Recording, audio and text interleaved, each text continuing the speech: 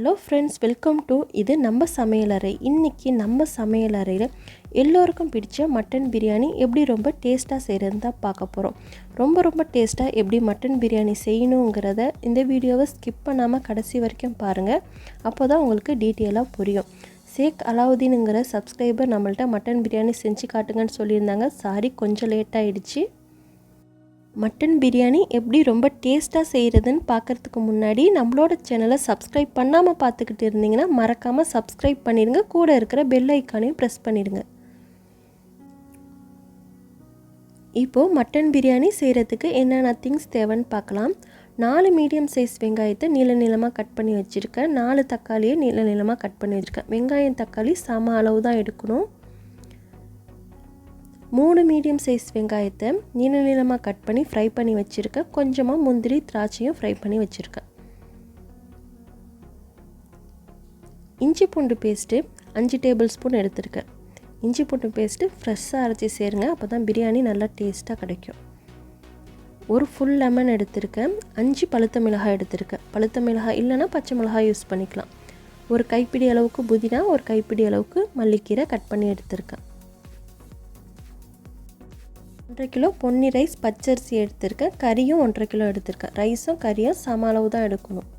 பிரியாணி செய்கிறதுக்கு ஃப்ரெஷ்ஷாக பிரியாணி மசாலா ரெடி பண்ணிக்கலாம். அப்போ தான் பிரியாணி நல்ல மணமாக இருக்கும். ஒரு துண்டு பட்டை, 10 ஏலக்காய், 10 கிராம்பு, 1 டீஸ்பூன் சாஜிரா எடுத்திருக்கேன். இது எல்லாத்தையும் ஒரு சட்டியில் சேர்த்து ஃப்ரை பண்ணி எடுத்துக்கணும். 2லேருந்து 3 நிமிஷம் போல் ஃப்ரை பண்ணிக்கலாம். அடுப்பை சிம்மில் வச்சு ஃப்ரை பண்ணிக்கணும். ஆயிலெலாம் எதுவும் சேர்க்கக்கூடாது. பண்ண எல்லா திங்ஸையும் ஆறுனதுக்கு அப்புறமா ஒரு மிக்ஸி ஜாரில் சேர்த்து பவுடர் பண்ணி எடுத்துக்கணும். பிரியாணி செய்கிறதுக்கு என்னென்ன மசாலா தேவைன்னு பார்க்கலாம். 1 கப் தயிர் எடுத்திருக்கேன். இதோட 1/2 டீஸ்பூன் மஞ்சள் தூள், 1 டேபிள் ஸ்பூன் மிளகாய் தூள், 2 டேபிள் ஸ்பூன் கறி மசாலா இல்லைன்னா மட்டன் மசாலா யூஸ் பண்ணிக்கோங்க. 2 டேபிள் ஸ்பூன் நம்ம ஃப்ரெஷ்ஷாக அரைச்ச பிரியாணி மசாலா. இப்போது அடுத்தது ஸ்டவ்வில் ஒரு குக்கர் வச்சுட்டு குக்கர் நல்லா ஹீட் ஆனதுக்கப்புறமா 1 கப் அளவுக்கு ஆயில் சேர்த்துக்கிறேன். இந்த ஆயில் வந்து நான் ஃபஸ்ட்டே வெங்காயம் ஃப்ரை பண்ண ஆயில், நான் அதே யூஸ் பண்ணிக்கிட்டேன். ஆயில் நல்லா ஹீட் ஆனதுக்கப்புறமா இதில் 2 டேபிள் ஸ்பூன் அளவுக்கு நெய் ஆட் பண்ணியிருக்கேன். நெய்லாம் நல்லா உருகினதுக்கப்புறமா ஒரு துண்டு பட்டை, 4 ஏலக்காய், 4 கிராம்பு சேர்த்துக்கிறேன். நீங்கள் பிரியாணி இலை இதெல்லாம் கூட ஆட் பண்ணிக்கலாம், ஆனால் அதெல்லாம் தேவையில்லை. இந்த ஸ்பைசஸே போதும். இது நல்லா பொரிஞ்சதுக்கப்புறமா இதில் கட் பண்ணி வச்சுருக்க 4 வெங்காயத்தை சேர்த்துக்கிறேன். வெங்காயம் இந்த மாதிரி நீளமாக கட் பண்ணி எடுத்துக்கணும் பிரியாணிக்கு.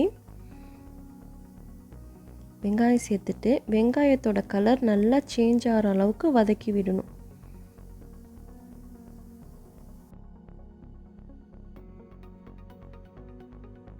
வெங்காயத்தோட கலரு இந்த அளவுக்கு மாறி வரணும். நம்ம எந்த அளவுக்கு வெங்காயம் சேர்த்தோமோ அது பாதியாக குறைஞ்சி வர அளவுக்கு வதக்கி எடுத்துக்கணும். வெங்காயம் வதங்கினதுக்கு அப்புறமா 5 டேபிள் ஸ்பூன் இஞ்சி பூண்டு பேஸ்ட்டு ஆட் பண்ணிக்கிறேன்.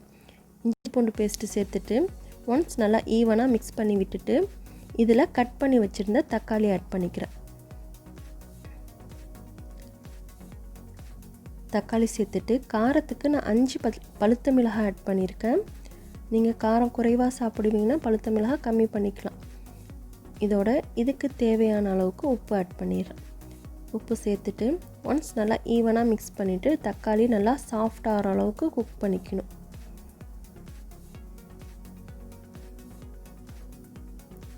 இப்போது தக்காளி நல்லா சாஃப்டாக குக் ஆகிடுச்சு.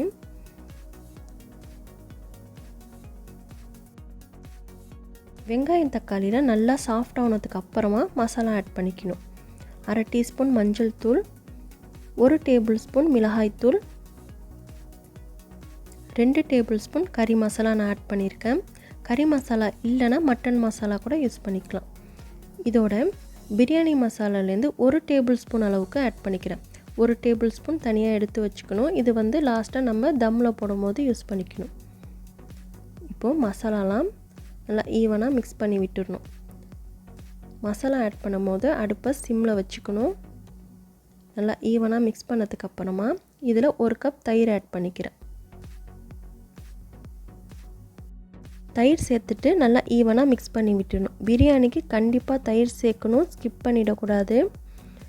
தயிர் வந்து ஃப்ரெஷ்ஷாக ஆட் பண்ணிக்கோங்க. ரொம்ப புளிப்பு இருக்கிற தயிர் வந்து சேர்க்கக்கூடாது. இப்போது நல்லா கொதிச்சதுக்கப்புறமா இதில் கறி ஆட் பண்ணிக்கிறேன். இன்றைக்கி வந்து நான் 1.5 கிலோ கறி எடுத்திருக்கேன். நான் பெரிய பெரிய பீஸாக தான் கறி எடுத்திருக்கேன்.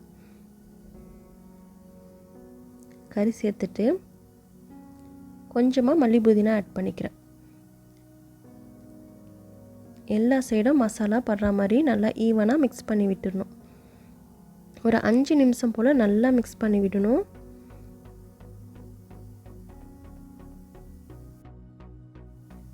இப்போது நல்லா மிக்ஸ் பண்ணதுக்கு அப்புறமா கொஞ்சமாக தண்ணி ஆட் பண்ணிக்கிறேன். ஒரு 1/2 டம்ளர்லேருந்து 3/4 டம்ளர் அளவுக்கு தண்ணி ஆட் பண்ணிக்கணும். ரொம்ப அதிகமாக சேர்த்துடக்கூடாது. தயிர் ஆட் பண்ணியிருக்கனால அதுவே உங்களுக்கு வாட்டரியாக இருக்கும்.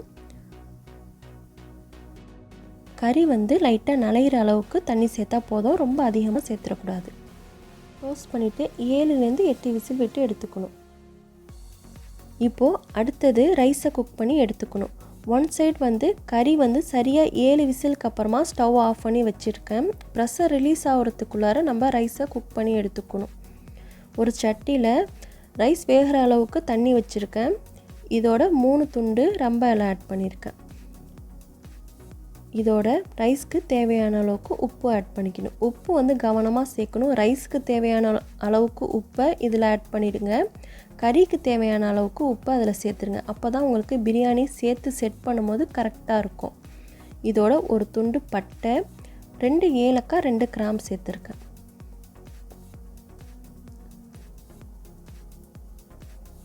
இது நல்லா கொதிச்சதுக்கு அப்புறமா ரைஸ் ஆட் பண்ணிக்கணும். இப்போது தண்ணி கொதி வர ஆரம்பிச்சிடுச்சு. அரிசியை வாஷ் பண்ணிவிட்டு ஃபில்டர் பண்ணிவிட்டு இதில் ஆட் பண்ணிக்கிறேன். நீங்கள் பாஸ்மதி ரைஸ் யூஸ் பண்ணுற மாதிரி இருந்தால் ஒரு 1/2 அன் ஹவர் போல் ரைஸை ஊற வச்சுட்டு ஆட் பண்ணிக்கோங்க. இப்போது ரைஸ் வந்து குக் ஆகிடுச்சு. ரைஸ் வந்து உங்களுக்கு 90% குக் ஆகிருக்கணும். ரொம்ப அரிசியாகவும் இருக்கக்கூடாது, அதனால் குழையும் வேக விட்டுறக்கூடாது.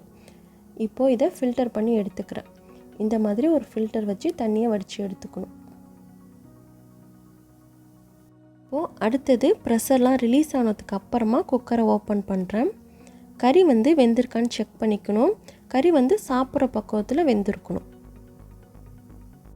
இப்போது லாஸ்ட்டாக ஒரு ஃபுல் லெமனோட ஜூஸை விதையெல்லாம் நீக்கிட்டு ஆட் பண்ணிக்கணும்.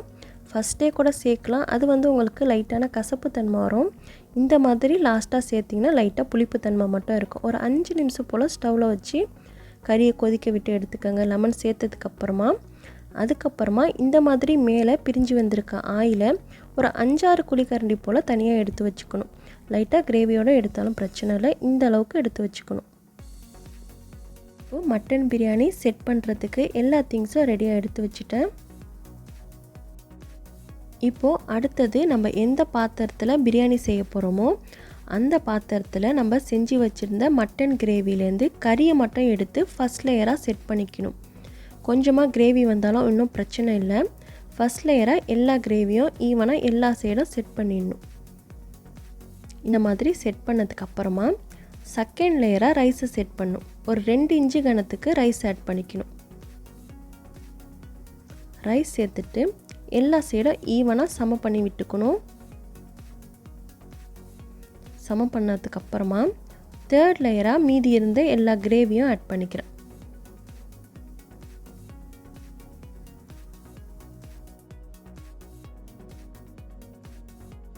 தேர்ட் லேயராக கிரேவி எல்லாத்தையும் சேர்த்ததுக்கு அப்புறமா இதுக்கு மேலே கொஞ்சமாக மல்லிக்கீரையும் ஃப்ரை பண்ணி வச்சுருந்த ஆனியனையும் கொஞ்சமாக சேர்த்துக்கிறேன்.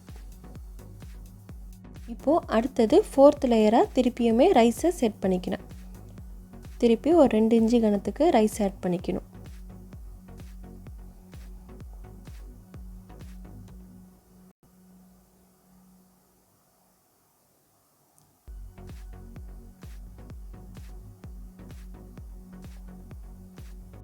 இந்த மாதிரி ரைஸை நல்லா சமம் பண்ணி விட்டுட்டு மட்டன் கிரேவிலேருந்து எடுத்து வச்சுருந்த ஆயிலை இதுக்கு மேலே ஸ்ப்ரெட் பண்ணிக்கிறேன்.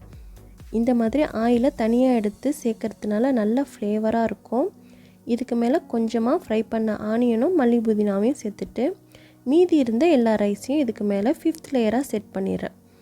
எல்லா ரைஸையும் செட் பண்ணிவிட்டு நல்லா ஈவனாக ஸ்ப்ரெட் பண்ணிவிட்டு நல்லா அழுத்தி விட்டுடணும்.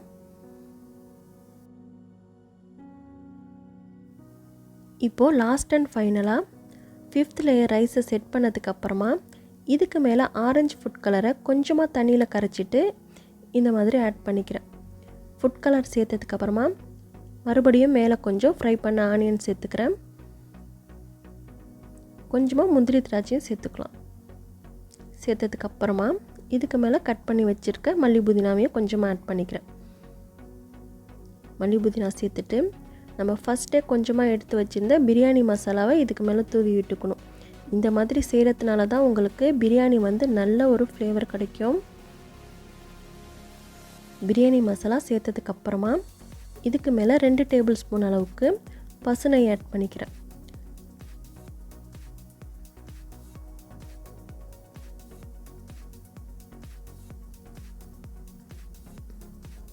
நெய் சேர்த்ததுக்கப்புறமா இதை ஒரு மூடி வச்சு நல்லா டைட்டாக க்ளோஸ் பண்ணிடணும். க்ளோஸ் பண்ணிவிட்டு இந்த மாதிரி ஒரு பழைய தோசைக்கல்லை அடுப்பில் வச்சு ப்ரீ ஹீட் பண்ணிக்கோங்க. ப்ரீ ஹீட் பண்ணிவிட்டு இதுக்கு மேலே இந்த சட்டியை வச்சுட்டு மேலே வெயிட் வச்சிடணும்.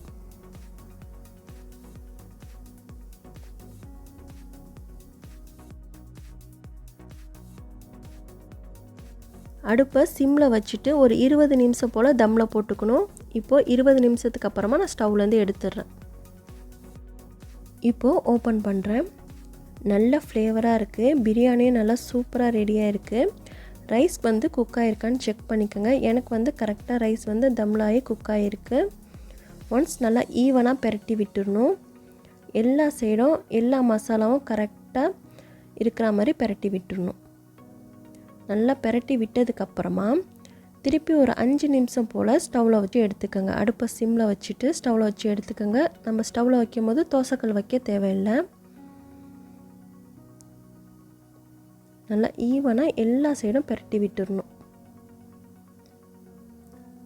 பாருங்கள் பிரியாணி எவ்வளோ உதிரி உதிரியாக வந்திருக்குன்னு. நல்ல டேஸ்ட்டாக இருந்துச்சு. கண்டிப்பாக உங்கள் வீட்டில் இந்த மெத்தடில் ட்ரை பண்ணி பாருங்கள். ரொம்ப ரொம்ப டேஸ்ட்டாக இருக்கும்.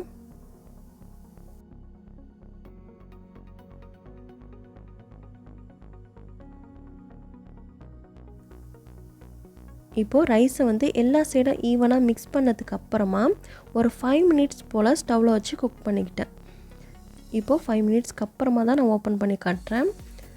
பாருங்கள் பிரியாணி வந்து 100% ரொம்ப ரொம்ப டேஸ்ட்டாகவும் ரொம்ப ரொம்ப ஃப்ளேவராகவும் ரெடி ஆகிருக்கு. கண்டிப்பாக இந்த மெத்தடில் உங்கள் வீட்டில் இன்றைக்கே ட்ரை பண்ணி பாருங்கள். ரொம்ப ரொம்ப டேஸ்ட்டாக இருக்கும்.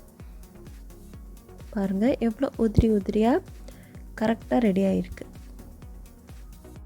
அவ்வளோதான், மட்டன் பிரியாணி ரொம்ப ரொம்ப சூப்பராக ரெடி ஆகிடுச்சு. கண்டிப்பாக இந்த பக்ரீத்துக்கு உங்கள் வீட்டில் இந்த மெத்தடில் மட்டன் பிரியாணி ரெடி பண்ணி பாருங்கள். ரொம்ப ரொம்ப டேஸ்ட்டாகவும் சூப்பராகவும் இருக்கும். இந்த ரெசிபி உங்களுக்கு பிடிச்சிருந்துச்சின்னா மறக்காமல் நம்மளோட சேனலை சப்ஸ்கிரைப் பண்ணிடுங்க. கூட இருக்கிற பெல் ஐக்கானையும் ப்ரெஸ் பண்ணிடுங்க. லைக் பண்ணுங்கள், ஷேர் பண்ணுங்கள், கமெண்ட் பண்ணுங்கள். அஸ்ஸலாமு அலைக்கும். ஈத் முபாரக். தேங்க்யூ.